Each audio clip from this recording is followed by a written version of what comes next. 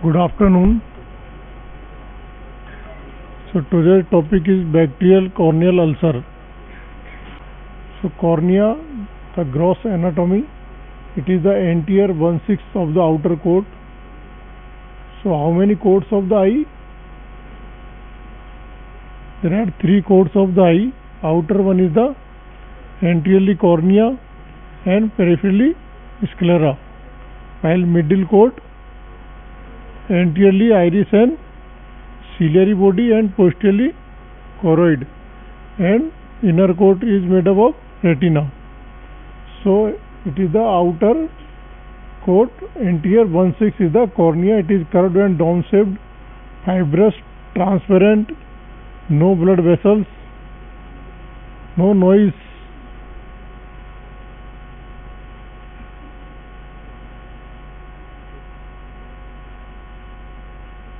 Diameter horizontally it is more, around 12 millimeter, vertically 11 millimeter.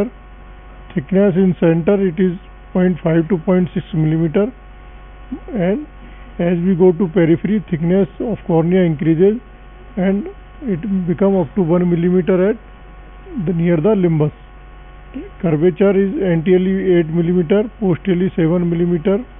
Refractive index is 1.37 and refractive power in diameter is 42 to 44 diopter. So this is the cornea, different pictures.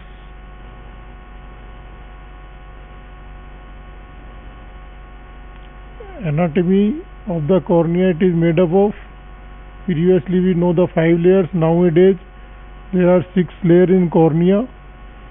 Anteriormost is the epithelium, which is the stratified squamous non-keratinized in 5 to 6 layers, surface flat cells of 2 to 3 layers, intermediate polyhedral cells of 2 to 3 layers, and basal columnar cells of 1 layer.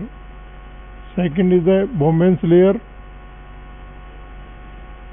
which is a structureless acellular condensation, never regenerate. So there are 2 layers in cornea which never regenerate. One is the Bowman's and another one is the endothelium. It ends as a round border. Third layer is the stroma, which is also called substantia propria. 90% of corneal thickness is done by this layer. Collagen fiber bundles are the regularly arranged, and bundles of each layer are parallel to each other and perpendicular to next layer, which is important to maintain the transparency of cornea.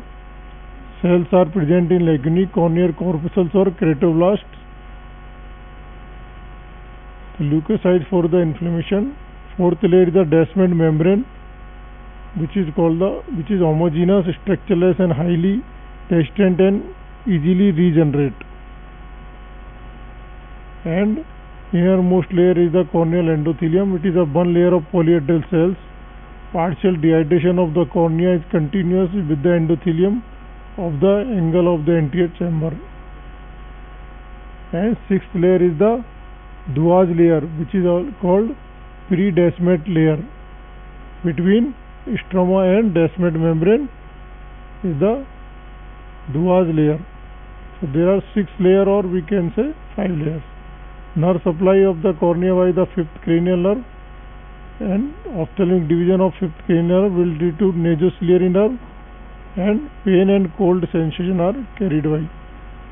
Physiology, no noise. It is a avascular cornea, so it gets its nutrition by the tear film or aqueous humor and limbal capillaries in periphery. Cornea is transparent. So there are few factors which maintain the transparency of the cornea. So anatomical factors are it is a avascular structures, epithelium is non-keratinized, stromal lamellae are regularly arranged or perpendicular to each other, nerves are non-myelinated, and precorneal tear film. These are the anatomical factors which are responsible for the transparency of the cornea. And physiological factors are the corneal dehydration, which is maintained by the sodium potassium pump at the level of endothelium. and another the uniform refractive indexes of the corneal tissues. So these factors maintain the transparency of cornea. Any disturbance in these factors will lead to corneal opacity or corneal degeneration. Functions of the cornea: main is the refractive function. It causes the 2/3 of the total refractive power of the eye. Total power is around 58 to 60 diopter, out of which 2/3 is done by this cornea and 1/3 by the lens. Limbus is the corneoscleral junction. At the limbus, corneal epithelium becomes continuous with the conjunctival epithelium. Moments membrane ends as a rounded border. Substantia propria continue with the sclera, which are irregular lamellae, so it is a opaque structure. Basement membrane continue with the tubular meshwork, and endothelium continue with the endothelium of the angle of the anterior chamber. Now we come to the important disease of the cornea, corneal ulcer. It is a loss of the epithelium with the inflammation in the surrounding cornea is called a corneal ulcer. So breach in the epithelium with inflammation. If you only breach in the epithelium, it is called the epithelial defect. While it is involved inflammation, then it will called the corneal ulcer. Host cellular and immunological response to offending agent, which may be bacterial. The etiology of ulcer may be bacterial, viral, fungal or protozoal, which lead to formation of ulcer. Sight threatening condition, and it should be considered as ocular emergency.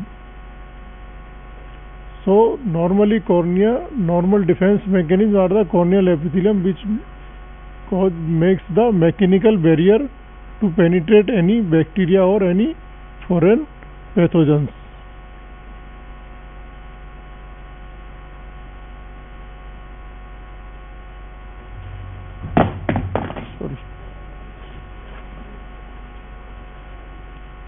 Bag कैसे जाएगा संतोष?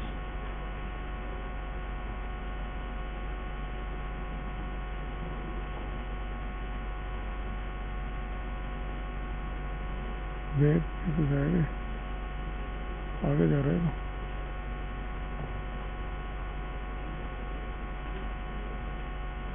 इससे जाना चाहिए ना?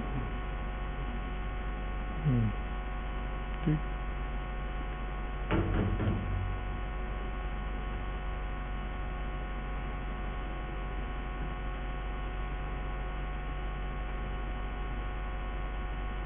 Conjunctiva, which has cellular and chemical components, and tear film has the biological protective systems. So these all cause the major component of the ocular defense mechanism.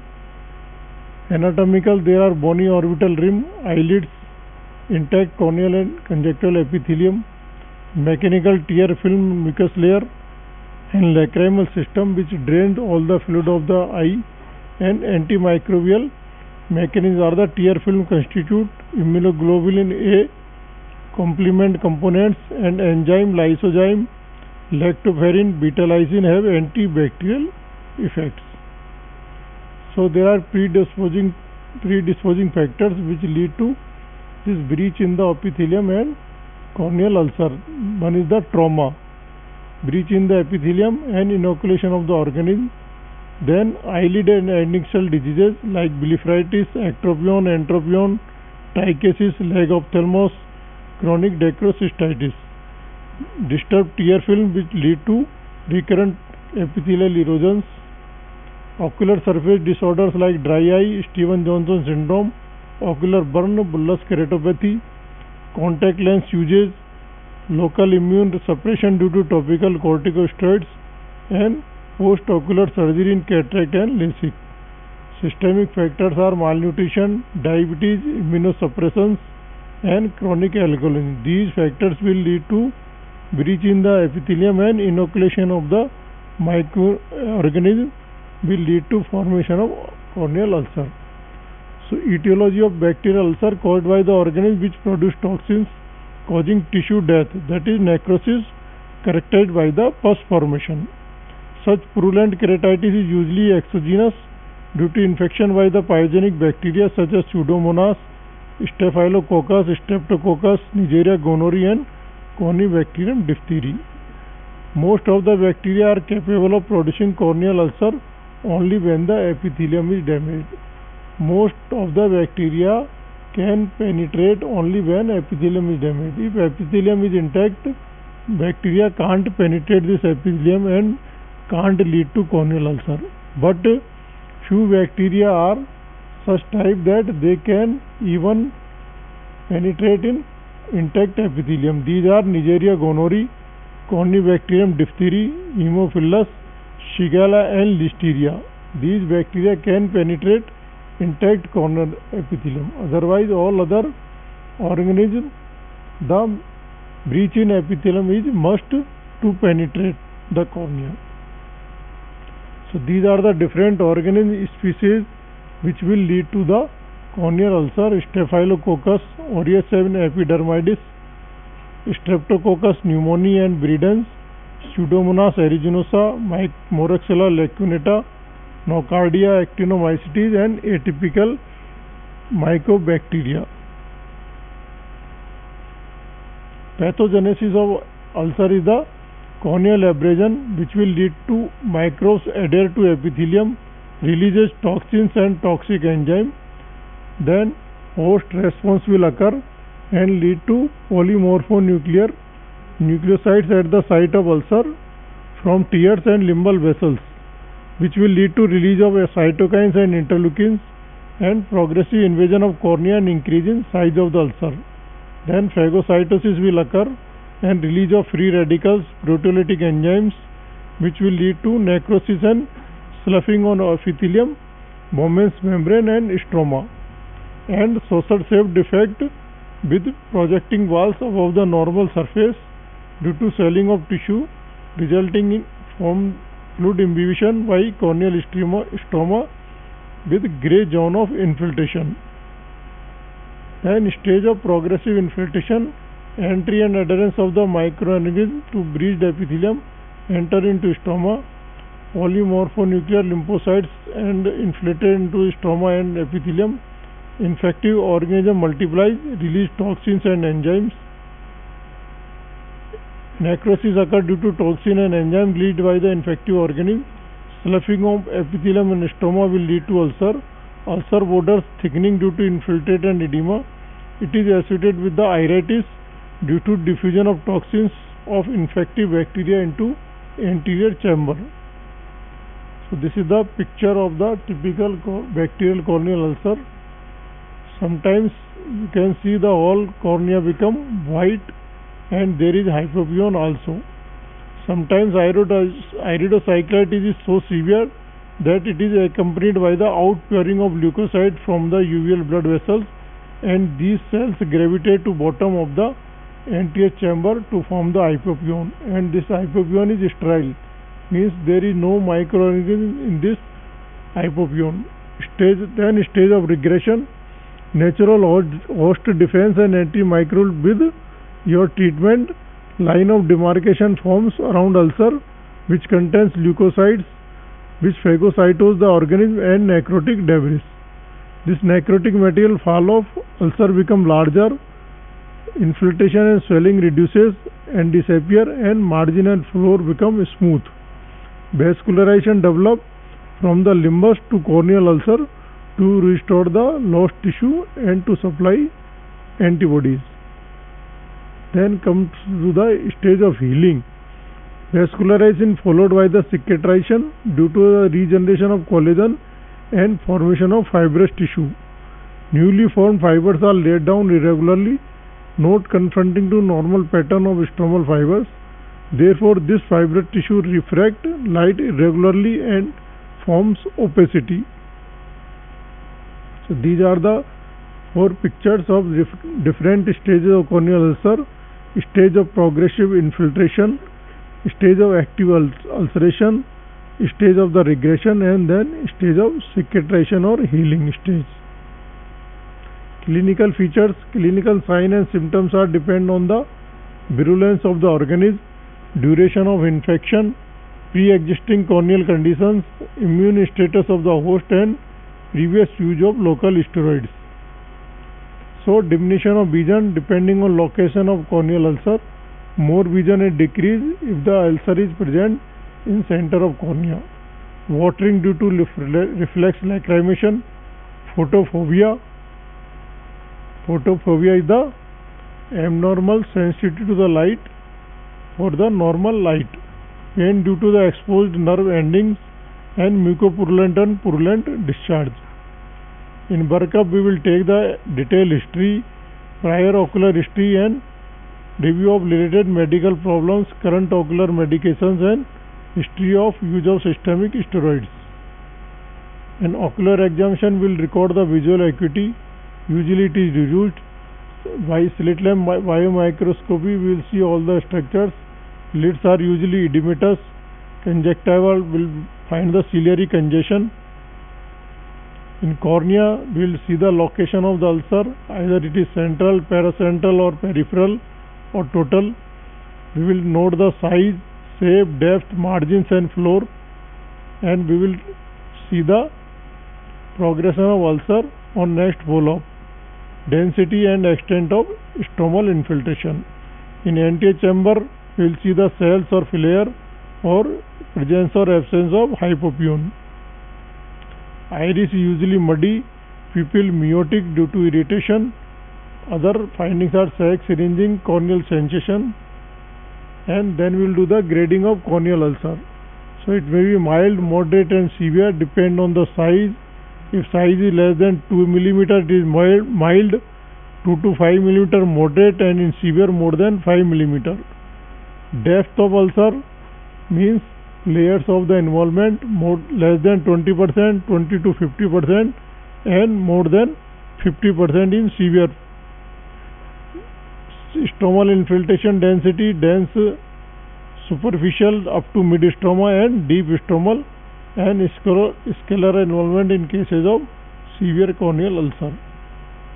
Then special features according to etiology. Staphylococcal ulcer, usually central, oval, opaque, distinct margins, mild edema of the remaining cornea, stromal abscess in long-standing cases, mild to moderate anterior chamber reaction, and affect compromised cornea, usually bullous keratopathy, dry eyes, and atopic diseases. Second is the pneumococcal. In this, ulcus serpens is a grayish white or yellowish disc-shaped ulcer occurring near the center of cornea. Start at periphery and spread toward the center. Tendency to creep over the cornea in serpiginous fashion, so it is called ulcus serpens. Violent iridocyclitis is often associated with it, and hypopyon is always present. It has great tendency for perforation.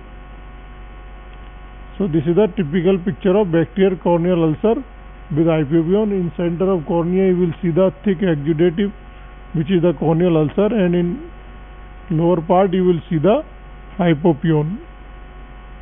Third one is the pseudomonas. It is rapidly spreading, extend periphery and deep within 24 hours. Stromal necrosis with saggy surface, spread concentrically and symmetrically to involve whole depth of the cornea, and ring ulcer will form. Greenish yellow discharge. Hypopyon is present. If untreated, corneal melting will be there. Fourth is the Streptococcus bredens. Infection, crystalline keratopathy, type of stromal keratitis. Crystalline arborifan needle-like white opacities in stroma, not associated with the infiltration and ocular inflammation due to proliferation of bacteria between stromal lamellae and seen following corneal grafts, prolonged use of steroids. So these are the four types typical of the corneal ulcers. Complications: spread of the ulcer horizontally and depthwise, leading to thinning of the cornea. Descemetocele will form. This appears as transparent vesicle surrounded by grey zone of infiltration, and it represents condition of impending perforation of cornea. Perforation of ulcer: sudden exertion such as coughing, sneezing, straining at a stool, or firm closure of eye will lead to increase in intraocular pressure, and ulcer will perforate. Perforation, again peripheral perforation, iris prolapse through the opening, exudation take place on the prolapsed tissue and adherent leucoma will form. While in central perforation, antechamber collapse, lens come in contact with the corneal endothelial surface, anterocapsular cataract will form, repeated healing and perforation leading to corneal fistula formation. Sloughing of whole cornea, prolapse of iris, pupillary block and exudation of iris, pseudocornea will form, anterior synechia, angle of antechamber is occluded with leading to secondary glaucoma and anterior staphyloма will form. So these three types of perforation can occur. An intraocular purulent infection due to perforation of bacteria entry in the eye and causes endophthalmitis and panophthalmitis also. Investigation routine CBC, blood sugar, HIV, specific corneal scraping for the gram staining and culture and antibiotic sensitivity, culture of contact lens and solution. Treatment of uncomplicated ulcer, hospitalization, treat the underlying cause or predisposing factors, local treatment, control of infection with the appropriate antibiotics, based on clinical judgment, based on smear examination, finding it gram staining and culture sensitivity reports. So combination therapy or with fortified broad spectrum antibiotics can be started. Cephalosporins and like cefazolin 50 mg per ml, aminoglycosides like tobramycin or amikacin, or fluoroquinolones like ofloxacin and getafloxacin and moxifloxacin, and the dose will depend on the severity of ulcer. Fortified drops of vancomycin or amikacin in cases of severe or recalcitrant infections. Fluorocon monotherapy 4th generation, less than 3 mm diameter, peripheral and not associated with the thinning. Systemic antibiotics, fluoroquinolones indicated in severe keratitis, scleral involvement, hypobion, impending perforation, frank perforation with risk of intraocular spread, infection in children and Pseudomonas aeruginosa infection. In these cases, we have to start systemically also. Adjuvant therapy, cycloplegics, atropine or cyclopentolate or hematropine. It prevents ciliary spasm, release pain, break the adhesion and prevent synechia formation. Analgesic and anti-inflammatory, oral vitamin C to promote healing, and acetazolamide or Dymos tablet in cases of impending perforation. Then treatment of impending perforation is the straining should be avoided, pressure bandage, lowering of intraocular pressure, to a tissue adhesive glue like cyanoacrylate, conjunctival flap, soft contact lens bandage and penetrating keratoplasty. For non-healing ulcer, first identify the cause, mechanical debridement of ulcer, cauterization of ulcer and bandage soft contact lens. In perforated corneal ulcer, tissue adhesives, conjunctival flap, soft bandage lens and keratoplasty. I think this is sufficient for the corneal ulcer. Everyone should know about these things, the etiology, pathogenesis, stages of ulcer, microorganism involved and treatment, clinical sign, symptoms. This is the tissue adhesive cyanoacrylate glue for small perforations, patch grafting for the perforation around 5 mm in diameter, and therapeutic keratoplasty in cases of large areas of perforation, necrosis in cases of non-healing ulcers. Thank you.